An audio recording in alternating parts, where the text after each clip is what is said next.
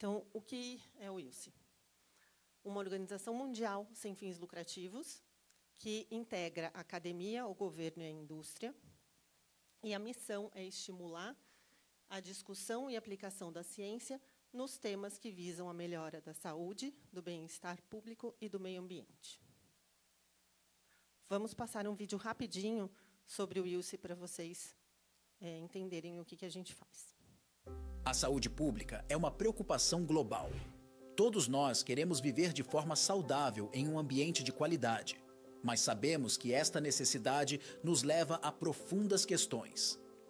Há muitos fatores a serem considerados, como a qualidade dos alimentos que ingerimos, a segurança dos produtos que utilizamos, a poluição do ar que respiramos e muito mais.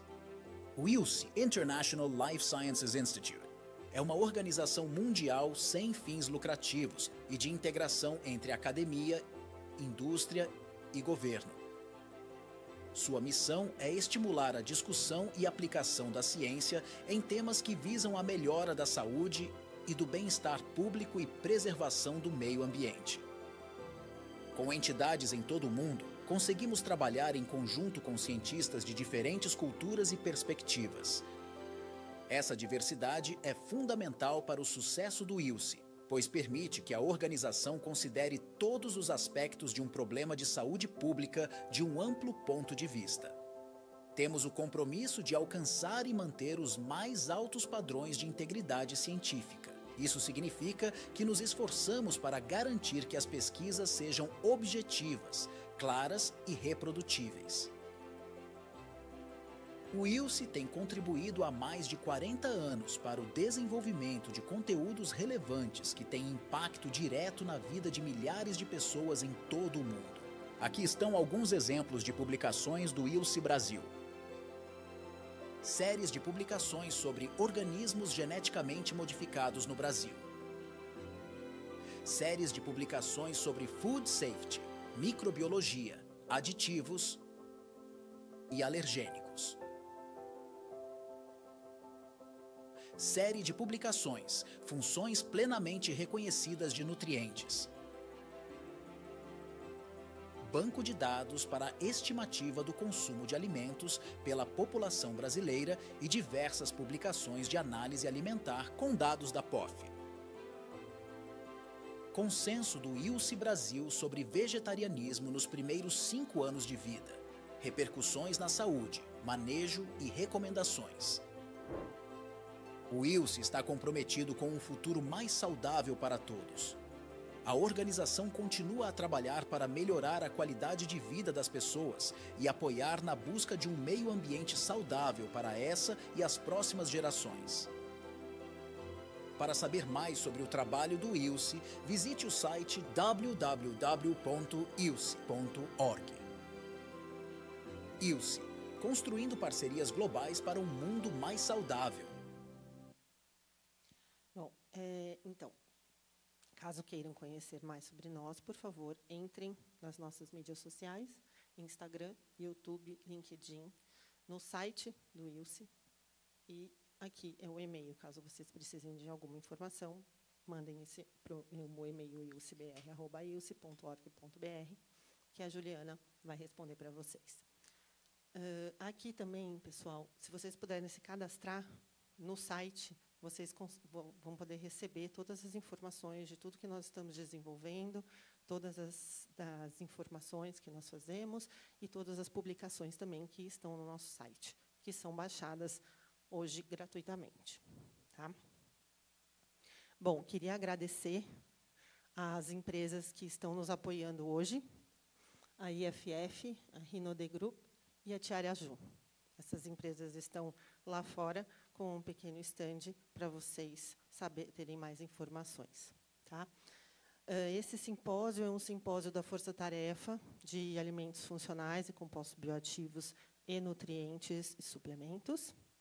E vou passar, então, já a palavra para o João, só vou dar um recadinho rápido. Às 10 horas da manhã, eu pedi para servirem um pãozinho de queijo para ninguém ficar morrendo de fome até às 11, tá, gente? Então, vai estar lá no fundo da sala. Quem tiver com muita fome, pega. Só, por favor, toma cuidado com a câmera, porque nós estamos gravando o evento para disponibilizar na página do YouTube. Tá bom? Obrigada. Vou passar, então, a palavra para o Dr. João Paulo Fabi, que é farmacêutico da Faculdade de Ciências Farmacêuticas da USP e um dos coordenadores também da nossa força-tarefa. Obrigada a todos.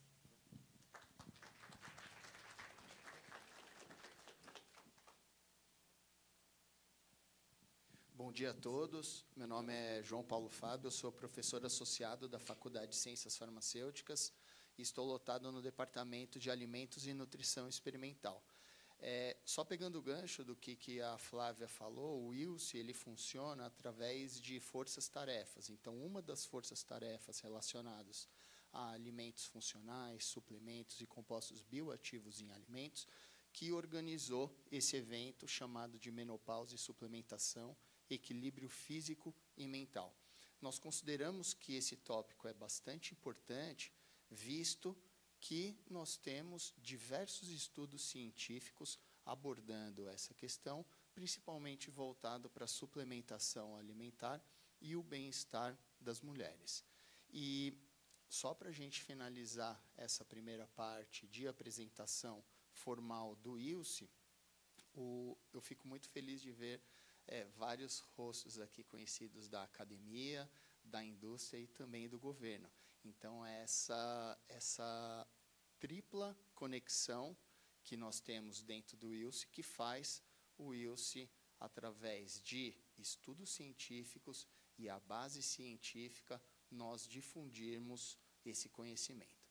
Então, sem mais delongas, eu vou fazer a apresentação do nosso primeiro palestrante, o professor Dr. José Maria Soares Júnior. Ele é graduado em Medicina pela Universidade Federal do Triângulo Mineiro, com mestrado e doutorado pela Unifesp. Ele é professor associado da Faculdade de Medicina da USP desde 2013 e chefe do Departamento de Obstetrícia e Ginecologia da Faculdade de Medicina da Universidade de São Paulo desde 2023. Ele atua em pesquisa na área de ginecologia, endócrina, climatério e câncer de mama, com diversas publicações e parcerias internacionais. Orientou alunos de iniciação científica, mestrado, doutorado e pós-doutorado, e é membro de várias sociedades médicas e possui bolsa de produtividade do CNPq. Então, professor José Maria, muito obrigado pela sua presença nessa primeira palestra. Você tem até 30 minutos. Colegas aqui, é minha primeira vez, mas eu vejo que é uma reunião com várias pessoas que estão muito preocupadas com o meio ambiente e também com a saúde. E eu gostaria, então, de agradecer o convite dos organizadores e vamos conversar sobre menopausa.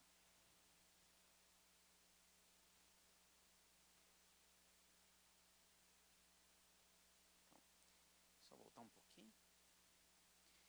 Então, vamos conversar sobre a menopausa e, principalmente, vamos entender suas diferenças, fases e impactos fisiológicos. E eu venho para vocês. Você sabia que há diferença entre climatério e menopausa? Quando a gente fala menopausa, muita gente pensa no climatério. Mas, na verdade, são diferenças entre esses dois termos. Por quê?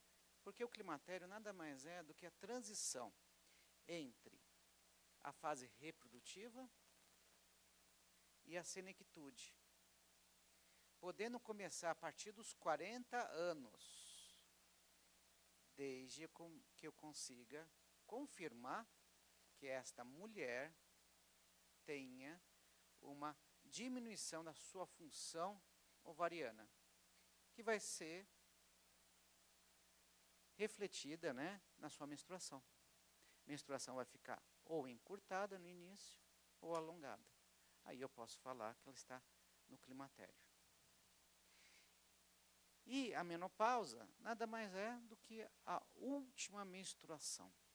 E quando que eu falo que é a última menstruação, tem de esperar pelo menos 12 meses na ausência da menstruação.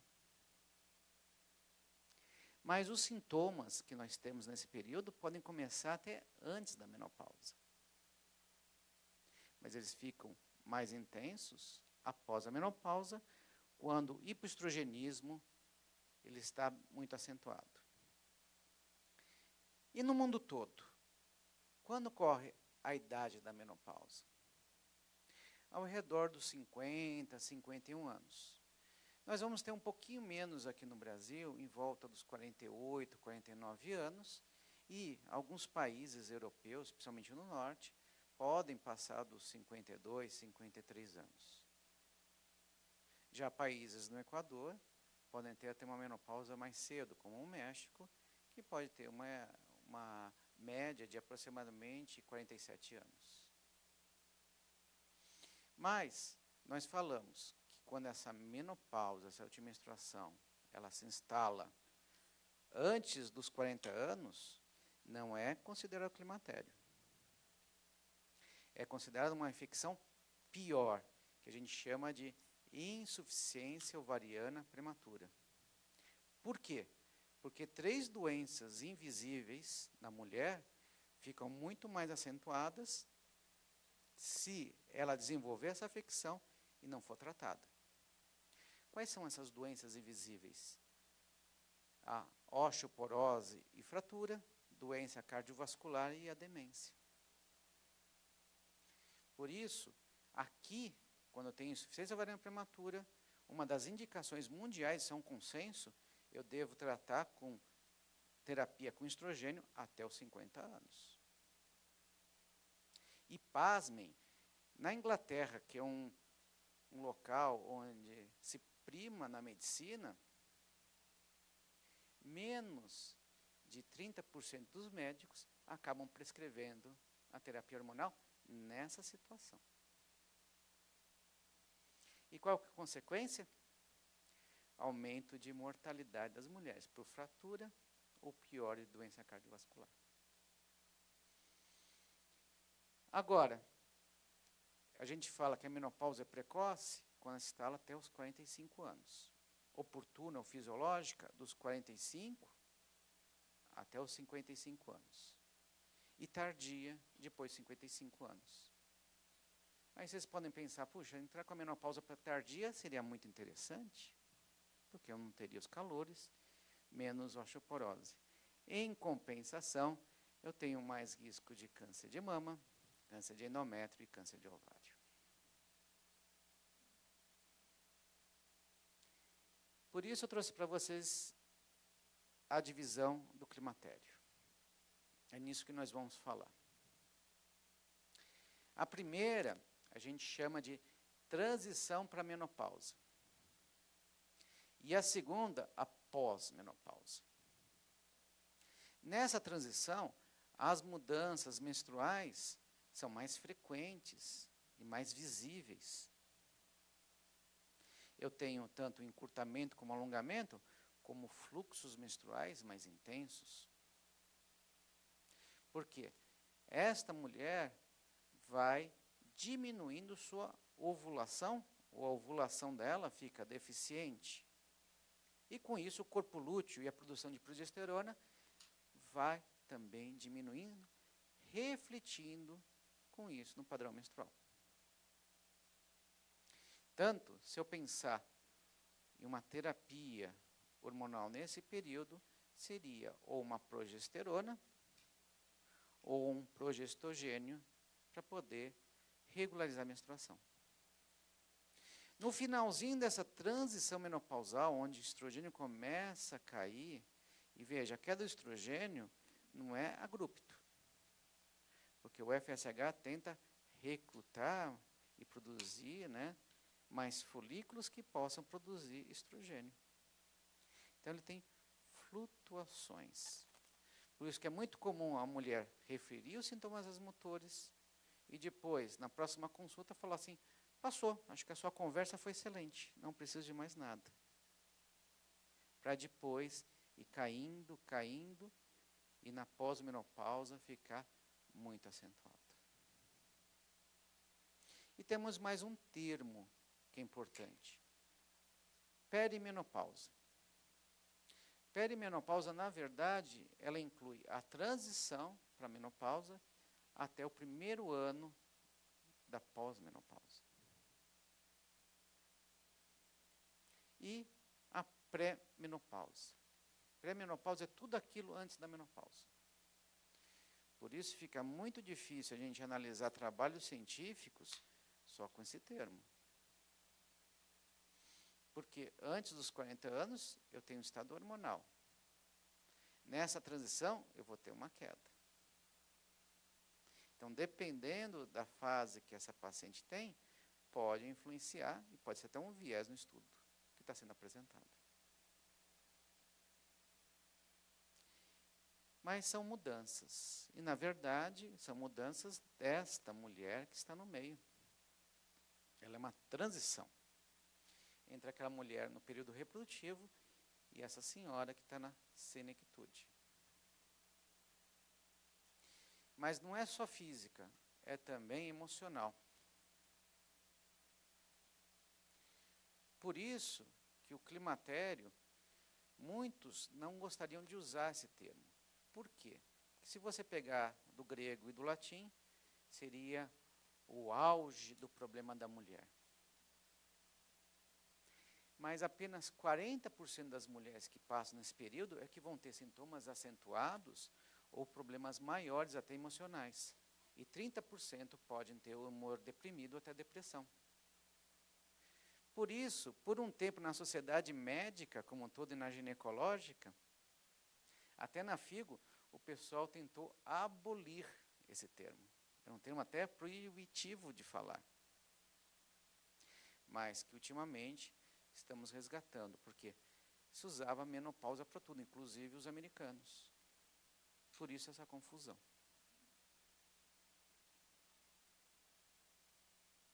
Aí eu pergunto para você, você tem medo? Acho que a resposta é sim. Mas qual é o seu medo? Da mulher nesse período, o principal medo que elas têm é o envelhecimento.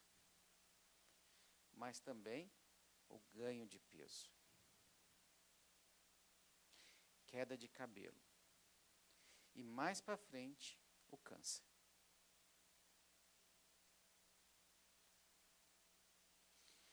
Mas, na verdade, algumas não têm medo da fertilidade, porque elas acreditam que elas podem engravidar a partir dos 40 anos, 45.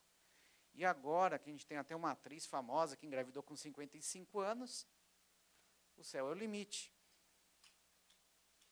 Mas não é. Porque a fertilidade delas vai diminuindo com o tempo e com 35 anos fica pior. Por quê? Porque a gente tem um esgotamento dos folículos. E notem aqui que quando a gente fala do climatério e fala da diminuição de hormônios, o primeiro hormônio que vocês vão ter uma queda maior vai ser a progesterona. E depois, conforme esses folículos vão sumindo, eu vou tendo a queda do estrogênio, mas essa queda do estrogênio vai ficar mais acentuada depois da menopausa, dando toda a repercussão na mulher. Só que eu falei para vocês que na transição menopausal pode ter flutuações do estrogênio. Por quê? Porque a partir do momento que eu tenho a primeira queda da reserva ovariana, eu vou ter diminuição da produção de estrogênio e inibina. E aí eu vou ter um mecanismo de compensação, que vai aumentar o FSH, e com isso ele vai tentar recrutar tudo que é folículo que está sobrando nesse ovário. Para quê? Reduzir de novo, só que nesse momento ele vai elevar o estrogênio. Só que vai diminuir. E isso vai ser um ciclo vicioso com que vai ter uma redução acentuada desses folículos até o momento que eu já não tenho mais estrogênio para poder proliferar o endométrio e ter a menstruação. Mas também eu vou ter uma elevação do LH, aumentando androgênios. Tanto que uma das queixas da mulher nesse período, às vezes é um pouco de acne, queda de cabelo, aumento de pelos. Mas esses androgênios vão acelerar também esse processo, levando à alteração menstrual e depois, com a queda do estrogênio, os sintomas vasomotores. Então, qual o primeiro sinal do climatério? É a menstruação. A menstruação vai ficar irregular. Pode ser que ela fique até 2 meses ou mais sem ter menstruação. Em algumas tem uma conotação que talvez elas não consigam nem engravidar. E esse é um problema, porque agora pode acontecer uma ovulação e ela tem uma gravidez não planejada. Por isso, a orientação fisiológica desse período é fundamental e contracepção. Porque eu tenho aquela queda que eu falei para vocês, que vai ser mais acentuada a 35 anos, levando a uma subfertilidade. Isso não quer dizer que ela não consiga engravidar, mas vai ser muito mais difícil. E depois, aquele estrogênio que estava tendo aquela flutuação, vai cair e vai ficar bem baixo os níveis. E o FSH vai se elevar. Isso, fisiologicamente, é que vai marcar o meu estado de climatério. A flutuação do estrogênio no começo e o hipoestrogenismo acentuado depois da menopausa. E aí eu vou ter as consequências. Vou ter as consequências do sistema nervoso central. E não são consequências que surgem da noite para o dia. Isso vai ser a longo prazo. Eu vou ter sintomas vasomotores, que são os que são mais frequentes, e com isso eu posso ter disfunção do sono, alteração do humor, e com o tempo, cognição e memória. Mas eu também tenho alteração da pele, da mucosa, do cabelo, e espessura da pele, elasticidade e hidratação. A pele fica mais friável, quebradiça. E se vocês imaginarem a pele da vulva, ela fica também mais propícia a processos inflamatórios. Então, ela vai ter uma repercussão no trato genital feminino e, com isso, com secura vaginal, alteração inflamatória, ela pode ter dor e disfunção sexual. Mas, também, ela pode ter alteração na uretra, na bexiga, levando a quê? Incontinência urinária. Se ela já tiver incontinência por esforço, piora. Ela pode ter bexiga hiperativa e infecção urinária de repetição. E talvez aqui seja uma das discussões sobre o uso de prebióticos e probióticos, né? Mas também, no trato genital, a flora vai se modificar. O que eu tinha de lactobacilos, protegendo aquela mucosa, não tenho mais. E aí eu vou ter uma invasão das bactérias da pele e bactérias também oriundas do trato gastrointestinal. O que pode levar a vulvovaginite de repetição. Mas não é só isso. A paciente não falou que tem medo do aumento de peso? Eu também tenho uma disfunção metabólica.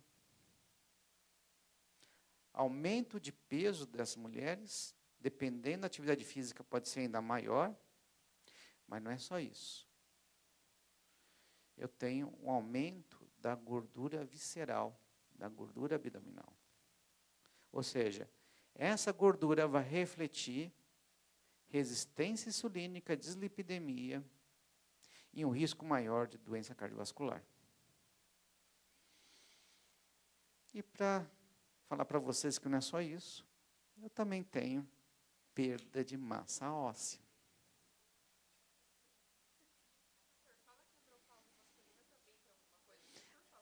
A andropausa também pode ter alguma coisa. Por isso, o cuidado da saúde nesse período é fundamental. Não pense que o estrogênio vai resolver tudo. Mas se não tiver mudança de estilo de vida e atividade física, isso fica pior. E eu também posso ter musculatura, ou seja, sarcopenia também associado. E aí nós vamos relembrar o vídeo que a gente estava falando de saúde no começo. Como se integra muito bem aqui no climatério. E todas essas alterações vão passar pela transição menopausal, menopausa precoce, menopausa tardia. Então, no começo, a gente fala muito dos sintomas motores. Né? Os fogachos, que a mulher refere, que vem do tórax para o pescoço, pode aparecer em qualquer ocasião, inclusive durante o banho. Mas, quando ocorre à noite, a mulher desperta, dorme menos e tem insônia. Por isso, muito ligado com esses fogachos, nós temos alteração do sono e, no dia seguinte, do humor.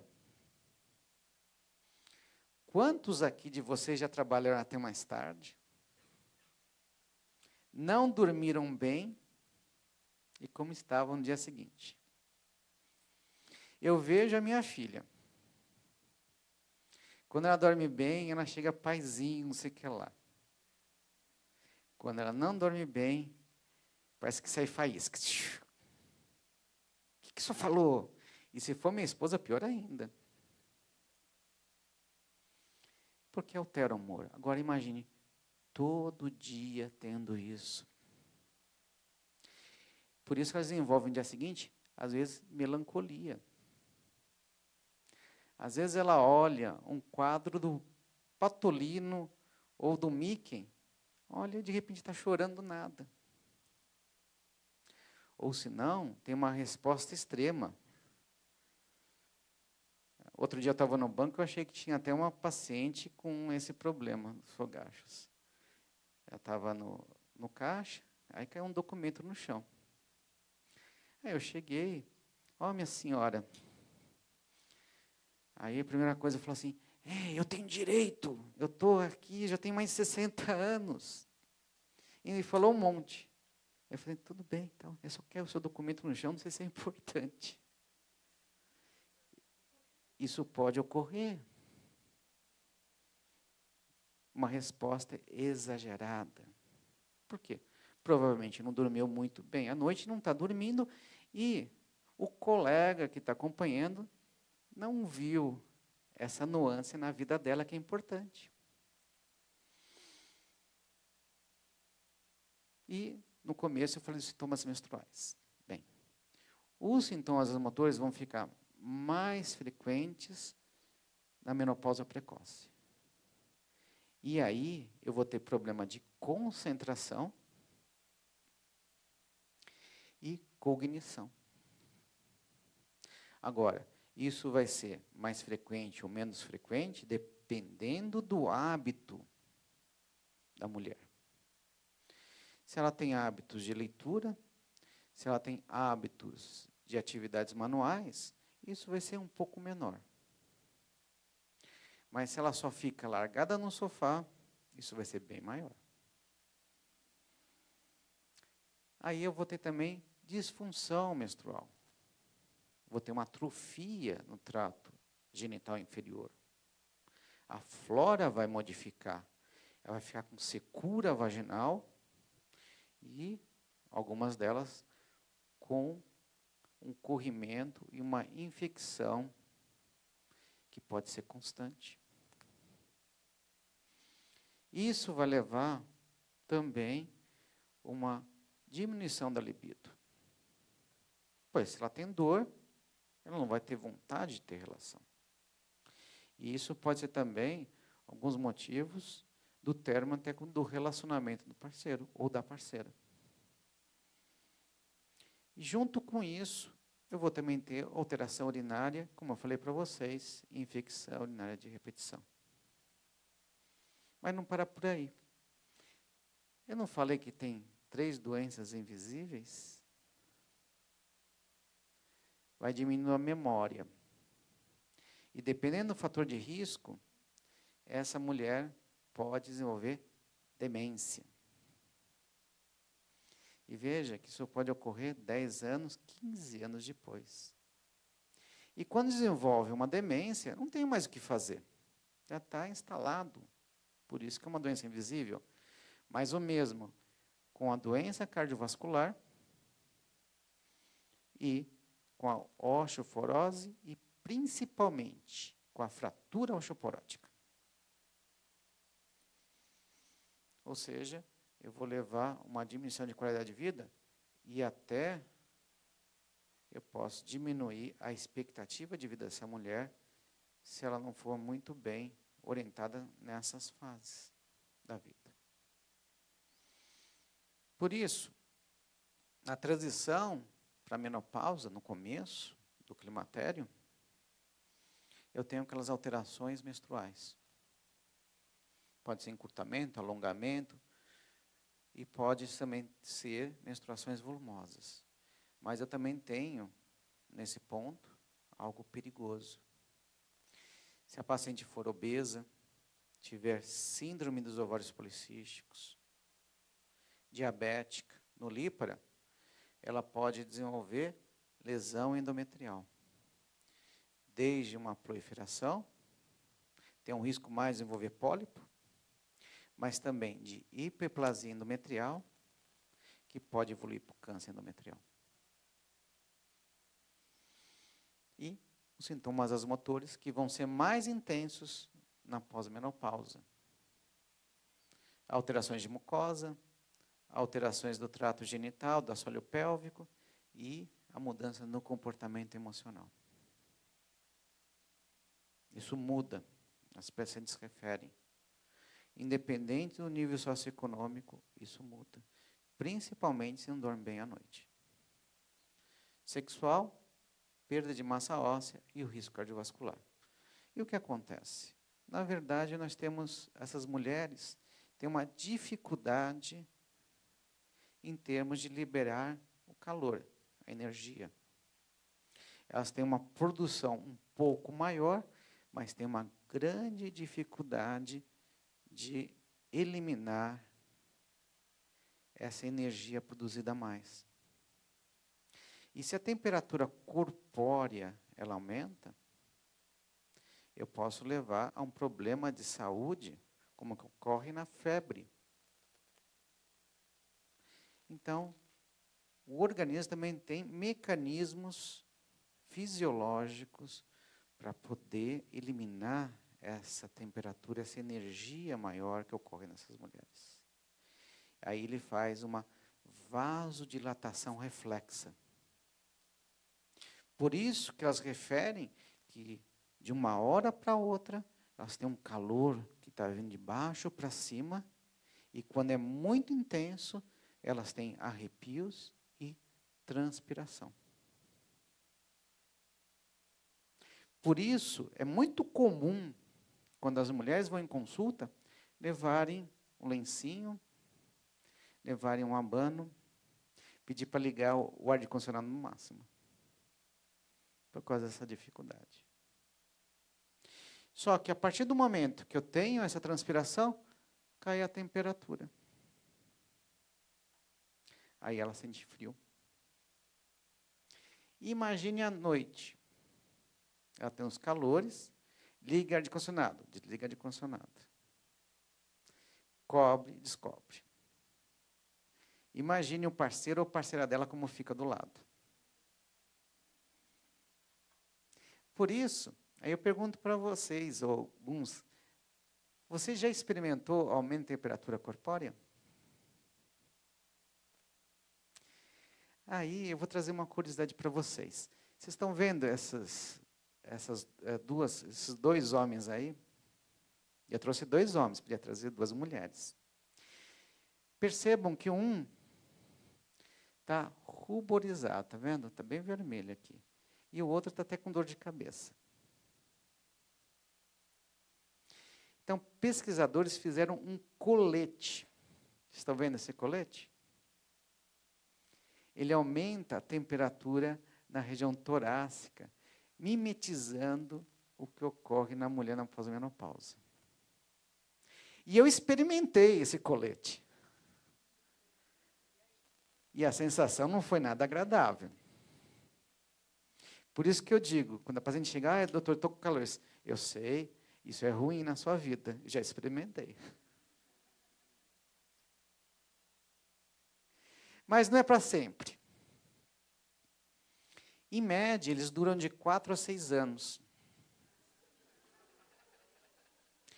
Podia ser pior. Mas, pasmem, depois dos 65 anos, 20% ainda mantém sintomas motores. E depois dos 70 anos, 10%. Só que essas mulheres que mantêm esses calores por tanto tempo precisam ser investigadas, porque o risco cardiovascular é muito grande. Provavelmente já tem uma disfunção endotelial, ou uma hipertensão, uma alteração renal, ou até cardíaca, que precisa ser investigada. Agora, apesar de ser 4, 6 anos, nem todas as mulheres têm calores que vão dar transpiração. A gente coloca as mulheres que têm calores moderados ou acentuados como 40%. E aquelas que realmente tenham aqueles calores acentuados com 10 a 12%. Agora, essas mulheres que têm os sintomas motores, se não forem tratadas adequadamente, como eu falei antes, vocês acabam com a vida dela. Ela não consegue fazer suas atividades. E elas entram em uma depressão profunda e até o pensamento de suicídio fica maior. Teve um caso que eu participei de um congresso com oncologistas. Era um câncer de mama, uma paciente relativamente jovem, 38 anos. E nessa discussão, era o GBICAM, eu fui mais conservador. A colega oncologista, no caso clínico, apresentando, deu estrogênio para essa mulher com câncer de mama, com câncer de mama receptor positivo. Por quê? Porque ela tentou todos os medicamentos anteriores e não melhorou o calor. Só melhorou o calor e ela conseguiu ter algum tipo de vida e dormir com estrogênio. E aí foi pesado entre a recidiva do câncer e qualidade de vida, pelo menos naquele tempo, foi optado, e ela optou, hoje é uma decisão da paciente, de poder ter sua vida. Ela não fazia mais nada, além de chorar, não dormir, e pensou até em suicídio. Por isso, esses sintomas motores que estão relacionados com metilserotonina e da dopamina, por isso que os antidepressivos podem auxiliar, estão também relacionados com uma atividade maior da noradrenalina, e agora os estudos estão apontando que a neurocinina 3, junto com a quispeptina e com a dimorfina, também tem uma ação grande nesses sintomas motores. Tanto que os fármacos não hormonais estão sendo desenvolvidos com esses antagonistas da neurocinina. Isso, no centro termorregulador hipotalâmico, vai fazer com que aumente a produção de energia, temperatura. E perifericamente, como eu tenho pouco estrogênio, tenho pouco óxido nítrico, tem uma vasoconstricção fisiológica nesse período. Esses dois vão ser a gênese dos calores. E junto com os calores eu vou ter insônia, que eu já falei com vocês. No dia seguinte, cefaleia, nervosismo, palpitação, melancolia, formigamento, mialgia, vertigem, fraqueza. Aí vocês perguntam, tudo isso é para do estrogênio? Não. Mas isso aqui é consequência de uma noite mal dormida. Não uma, várias. Porque ela tem os calores e tem insônia. Por isso, ela tem também os outros sintomas. E junto com isso eu tenho a questão da insônia, que atinge 32% das mulheres nesse período.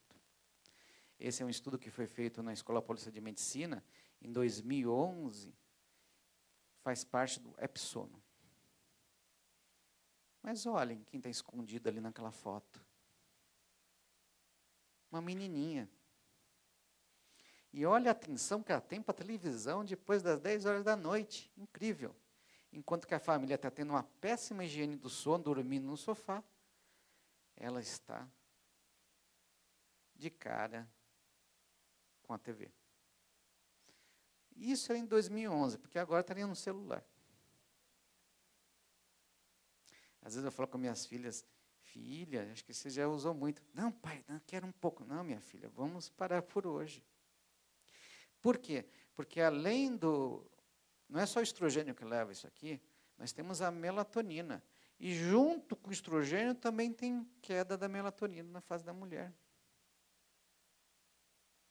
Apesar da que a maioria dos estudos não conseguiram comprovar uma onda magnética específica, ou até de luz, mas nós sabemos que pode alterar o ritmo biológico dessa menina e no futuro dessa mulher, e essa mulher no climatério.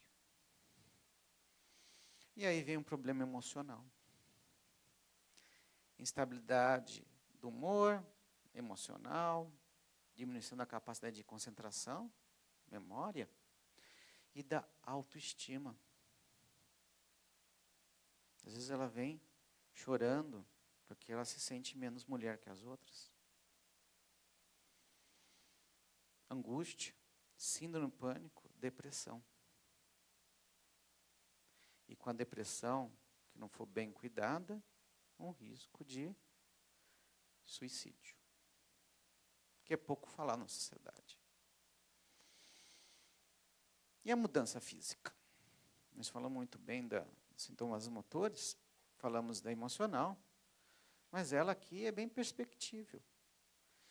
Aqui é uma biópsia da vagina, da mucosa vaginal, um terço médio. Aqui é durante o período reprodutivo. Vocês podem ver que o epitélio bem desenvolvido. Eu até tenho figuras de mitose, né? Tem papilas dérmicas, tem todas as camadas em desenvolvimento normal. Mas chegou na pós-menopausa, eu tenho uma retificação desse epitélio. Sumiram as papilas dérmicas. E eu não vejo, agora eu vejo corpos apoptóticos na mitose. E diminuição das camadas. Aí eu pergunto, qual que é mais resistente? Esta pele, esta mucosa ou essa daqui? E não é só isso. O estroma também vai modificar. Eu vou ter mais colágeno no período reprodutivo e vai diminuindo, o que diminui a hidratação. Que vai ter uma repercussão enorme na saúde, que vai levar a essa atrofia genital, atrofia vulvar, secura, dispareunia, prurido, queimor, alteração do trato urinário. E aqui eu trouxe duas fotos para vocês. Uma, que é uma flor de lis, aquela que dá no norte da França e no sul da Inglaterra. Se vocês verem as bandeiras que tinham os nobres medievais, sempre tinha essa flor de lis. Todo mundo achava que era uma seta, mas na verdade é a flor de lis. Isso, na verdade, ilustra o que? Um processo inflamatório intenso de atrofia. E essas partes mais vermelhas aqui são erosões. Sangra. Imagine essa mulher para poder sentar ou caminhar com esse processo. Não estou nem falando em ter uma relação sexual, porque não consegue. Mas as atividades começam a ficar limitadas. E quando eu passo um espéculo para ver o colo, vocês estão vendo aqui, não dá para identificar o orifício do colo, o colo fica aplainado. O que eu vejo é palidez e pontos vermelhos, que na verdade são petecas. Essa mucosa ficou tão fina que eu consigo ver por transparência. Isso é um sinal grande de atrofia. E junto com isso aqui, modifica a minha flora. Flora modificando, que tinha muito estrogênio, que eu tinha células grandes, núcleos piquenóticos, né? Lactobacilos, agora tem um aspecto feio. Células basais, processo inflamatório intenso. E uma invasão de bactérias da pele, trato intestinal. E naquelas que têm maior predisposição, elas podem ter infecção de repetição. Esse aqui é um estudo que nós fizemos com o professor Paulo Refinetti, ele é um italiano que mora na Suíça, e nós colhemos de 100 pacientes na transição menopausal e na pós-menopausa. E vejam que a flora, ela vai variar muito, principalmente nessa transição, da transição menopausal para a pós-menopausa, modificando muito depois na pós-menopausa, que nós vamos ver com essas células basais, nós vamos ver também invasão de Gardnerella. Junto com a Gardnerella, nós temos uma flora que vem junto, que a gente chama de vaginose. Aí tem Mobiluncus, Streptococcus, Staphylococcus, assim por diante. E que muitos são resistentes ao tratamento com antibióticos. E podemos ter também fungos, infecção por Candida albicans. E com isso, pode refletir num casamento que já estava desgastado e fica agora com um problema enorme, um abismo. E aí pode ter a ruptura do casamento. Mas não é só o trato genital. Os seios também vão modificar. Eles vão ficar mais pendentes. Eu vou ter substituição desse tecido por tecido gorduroso, o que vai levar a uma flacidez da mama. Mas vocês podem ver com ponto negativo. Mas esta mama é mais fácil rastrear do que essa mama. Por isso a discussão, se a gente deve fazer antes dos 40 ou antes de 50 anos a mamografia. Quando eu faço os 40 anos, eu tenho uma mama mais densa. Fica difícil ver. A falha na mamografia é 30%. Quando eu faço depois da menopausa 50 anos, fica mais fácil de verificar a mama. Então, é um mecanismo fisiológico, inclusive para diminuir processos proliferativos na mama. E também temos as desordens bucais e mandibulares, que também piora com sintomas motores. Isso é um trabalho realizado também no nosso departamento. E aí, o que nós vamos observar? Além da osteoporose, perda dentária. E fica pior naquela que é tabagista. E a osteoporose, se nada for feito, em um ano, esse trabeculado forte, denso, vai ficar fino e vai se romper. E se eu deixar passar 10, 15 anos sem fazer nada, eu vou ter essa senhora. Não é só questão do andador, a caixa torácica dela se modifica. Ela tem dificuldade para respirar e tem dificuldade no retorno venoso. Ou seja, extremamente limitada e que a gente poderia ter melhorado esse risco. Então, essa perda, no primeiro ano, a gente tem quase 20% de perda da massa óssea. Então, é um momento que a gente precisa ficar de olho da paciente. E a obesidade Pasmem, quando as pacientes chegam para a gente, quase 30% são obesas. E se eu pegar sobrepeso, 70%. E com isso eu tenho a doença cardiovascular. Por isso, essa doença vai ser com o tempo, piora depois de 60 anos. E nesse momento, se eu entrar com estrogênio, eu não consigo fazer mais vasodilatação.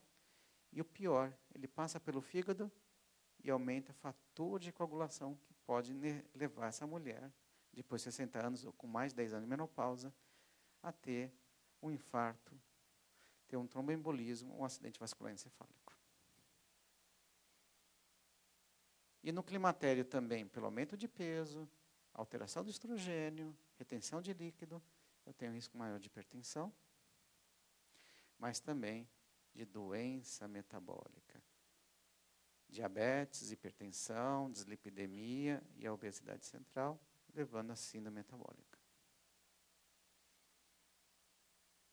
E veja, todas essas comorbidades, sintomas motores, perda de massa óssea, doença cardiovascular, distúrbio da sexualidade endocrinariana, diminui a vida e a qualidade de vida dessas mulheres.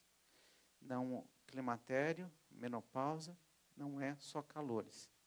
É um conjunto de alterações que precisam ser observadas. Não só pelo ginecologista, mas por todos os médicos que transitam nesse período de vida da mulher. Eu quero que você levem isso. Se a gente falou de alterações, então, começo no climatério, né, na transição para a menopausa, alterações menstruais. No finalzinho, né, eu posso ter sintomas vasomotores e psicogênicos, mas que vão ficar mais intensos na pós-menopausa. E com o tempo, vou ter alterações cutâneas, síndrome geniturinária. Se nada for feito, osteoporose e doença cardiovascular. Então, eu não posso ignorar as queixas e as mudanças das mulheres nesse período. Por isso, ninguém quer viver para sempre. Eu não quero viver para sempre. Mas enquanto eu estiver aqui na Terra, e é isso que eu desejo para a mulher nesse período, é que tenha qualidade de vida. Mas para isso eu preciso falar que ela tem de fazer atividade física, tem que ter uma alimentação balanceada e tranquilidade. Pode ser meditação, pode ser uma outra atividade, mas precisa ter um relaxamento. Assim, o futuro dela é aproveitar, que nem eu aproveito o fim de semana em Santos, para ver o final do dia maravilhoso com o mar. Muito obrigado.